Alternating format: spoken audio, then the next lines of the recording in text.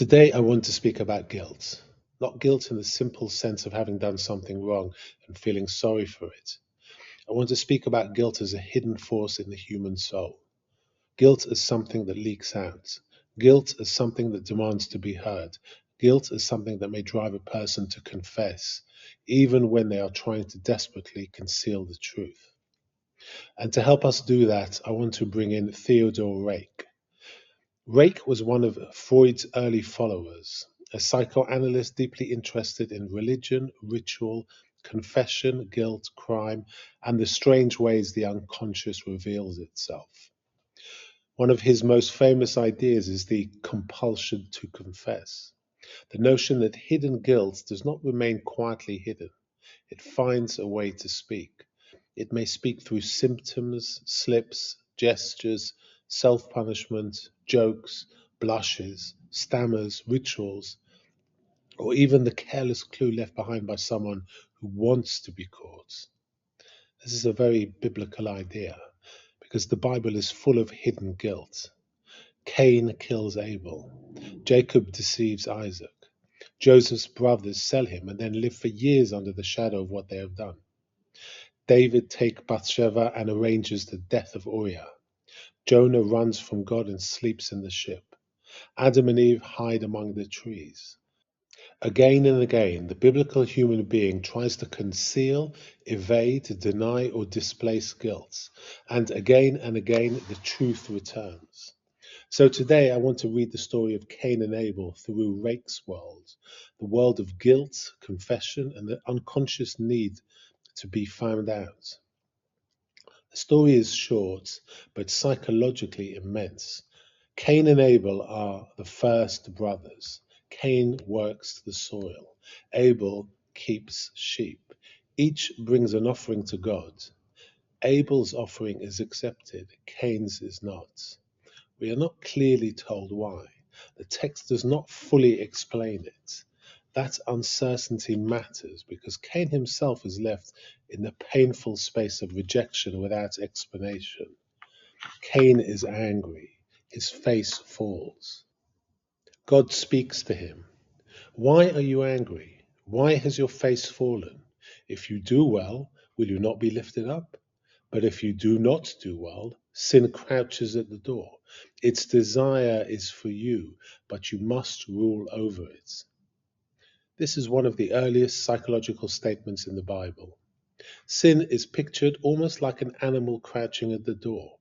It is close, it is waiting, it has desire.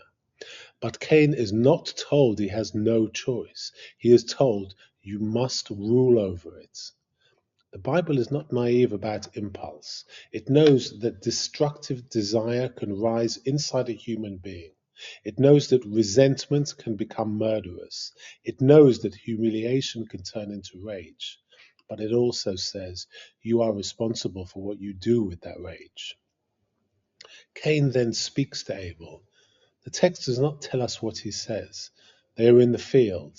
Cain rises up against Abel, his brother, and kills him. Then God asks, "Where is Abel your brother?" Cain answers, "I do not know. Am I my brother's keeper?" That sentence is one of the most chilling in Scripture. It is not simply a lie. It is a defensive lie. It is a denial wrapped in mockery. Cain does not only conceal the crime, he rejects the very idea of responsibility. Am I my brother's keeper? From a Reikian perspective, this moment is crucial. Cain is hiding, but he is also speaking. He says, "I do not know," but his words betray him. The very phrase, "my brother's keeper," reveals the truth he is trying to deny. He knows Abel is his brother. He knows there is such a thing as responsibility. He knows that the question has found him. The unconscious often speaks in the very act of denial. When someone says too quickly, "I do not care," we may hear how much they care. When someone says, "I am not angry," we may hear the anger in the force of the denial. When someone says, "that has nothing to do with me," we may begin to suspect that it has everything to do with them. Cain's denial is already a confession of sorts. He does not say, "What brother?" He says, "Am I my brother's keeper?" The relationship he wants to deny is present in the sentence. Then God says, "What have you done? The voice of your brother's blood cries out to me from the ground." This is one of the Bible's most powerful images of guilt. Blood has a voice. The murdered one speaks.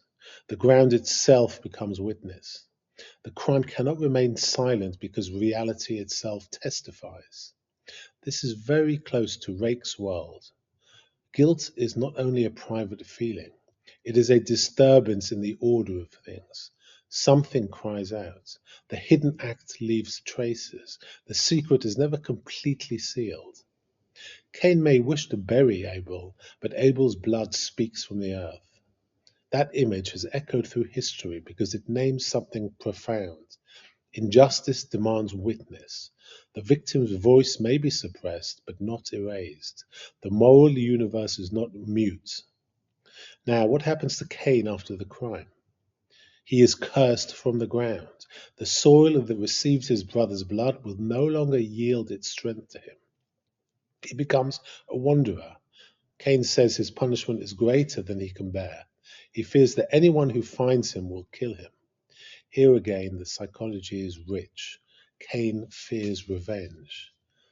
But we might ask, is he afraid of others or of his own guilt projected outward? Guilt often imagines punishment everywhere.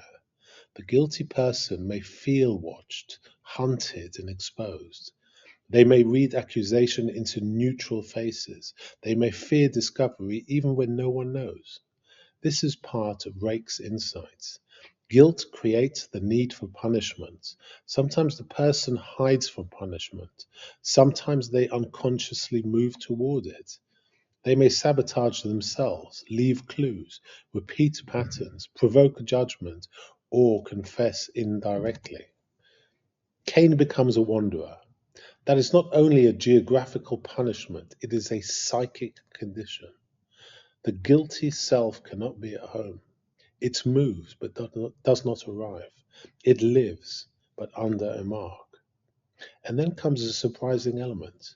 God places a mark upon Cain so that no one will kill him. This is often misunderstood as only a curse, but it is also protection. Cain is punished but not destroyed. The first murderer is not executed. This is extraordinary. The Bible does not minimize Cain's crime. Abel's blood cries out, but Cain is still protected from total annihilation. The story holds justice and mercy in tension. From a psychoanalytical point of view, that matters deeply. If guilt leads only to annihilation, then confession becomes impossible. No one can face the truth if truth means complete destruction. For guilt to become morally useful, there must be some possibility of survival after confession. That's why the question God asked Cain is so important. Where is Abel, your brother? It is not because God lacks information. It is an invitation to speech. Just as God asks Adam, "Where are you?" he asks Cain, "Where is your brother?" The divine question opens the possibility of confession. Adam hides, Cain lies, but the questions remain. Where are you? Where is your brother? What have you done? These are not merely ancient questions. They are the questions that structure moral consciousness. Where am I? Who have I harmed? What truth am I avoiding? What blood is crying out from the ground of my life? Now, Reik's idea of confession is not only religious, it is psychological. In psychoanalysis, the patient comes to speak, not to a judge, but to a listener. The hidden material gradually emerges. Shame, desire, envy, fear, guilt, fantasy, memory. Often the person does not know at first what they are confessing. The truth appears indirectly. This is why Reik's famous phrase, "listening with the third ear," is so important. The analyst listens not only to what is said, but to what is unsaid. not only to the content, but to the rhythm, omission, joke, contradiction, hesitation, and emotional tone. The Bible, too, invites this kind of listening. Cain says very little, but what he does say reveals a world. His fallen face reveals humiliation. His denial reveals knowledge. His question reveals evasion. His fear reveals guilt. His wandering reveals exile from himself. In that sense, the Cain story is not merely about the first murder. It is about the birth of moral concealment. Adam and Eve hide from God after eating the fruit. Cain hides the body of his brother, but the movement is the same. The human cannot bear exposure, and yet exposure is the beginning of healing. This gives us a way to think about confession religiously. Confession is not merely telling God information God does not know. It is allowing the self to stop hiding. It is bringing the divided self into speech. It is saying, this is what I did, this is what I wanted, this is what I feared, and this is what I became. In Judaism, the idea of verbal confession, vidoi, is central to repentance. On Yom Kippur especially, the community confesses in the plural. We have sinned, we have betrayed, we have stolen, we have spoken falsely. Reik was deeply interested in ritual, including Jewish ritual, and he saw rituals of confession and atonement as psychologically charged. They give form to guilt. They make the unspeakable speakable. They transform private torment into structured acknowledgement. But there is also a danger. Guilt can become unhealthy. It can become masochistic. It can become a way of clinging to pain rather than repairing harm. A person may say, I am guilty endlessly, but never change. They may use guilt as self-punishment rather than responsibility. The Bible's concern is not guilt for its own sake. It is repair, justice, and return. Cain's tragedy is that he speaks too late and too defensively. He recognizes punishment, but not clearly Abel. He says, my punishment is greater than I can bear, but he does not say, my brother's blood is on my hands. That is a profound distinction. Immature guilt says, I cannot bear what is happening to me. Mature guilt says, I have harmed another. The first is centered on the self. The second begins to restore the other. Reik helps us to see how difficult that movement is. The guilty person often begins with fear of punishment. Only later, if at all, comes true remorse for the victim. Cain begins with his own burden. My punishment is too great. But where is Abel in Cain's grief? That question should disturb us, because many people feel sorry for themselves when their wrongdoing is exposed, but not yet sorry for the person they harmed. The Bible knows this. It does not sentimentalize guilt. It shows guilt mixed with denial, fear, resentment, self-pity, and the need for protection. So what can we take from Reik and Cain? First, hidden guilt speaks. It may speak in symptoms, evasions, irritability, dreams, repetition, or self-sabotage, but it speaks. Abel's blood cries from the ground. The buried thing returns. Second, confession is not merely religious formality. It is psychological necessity. A secret self cannot be whole. To confess is to stop spending one's life defending the lie. Third, guilt must move from self-punishment to responsibility. It is not enough to feel bad. The question is whether guilt leads to truth, repair, and transformation. Fourth, denial often contains the confession within it. Am I my brother's keeper? Is Cain's attempt to escape responsibility, but the phrase itself reveals the responsibility he knows he has. And fifth, the Bible's God questions before judging. The divine voice asks, where are you? Where is your brother? What have you done? These questions invite the human being back into truth. Perhaps that is why Cain remains so important.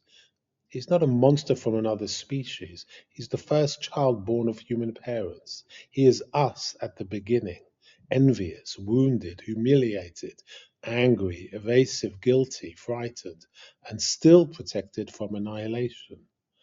The story of Cain teaches that the first murder is followed by the first denial, but it also teaches that denial does not have the final word.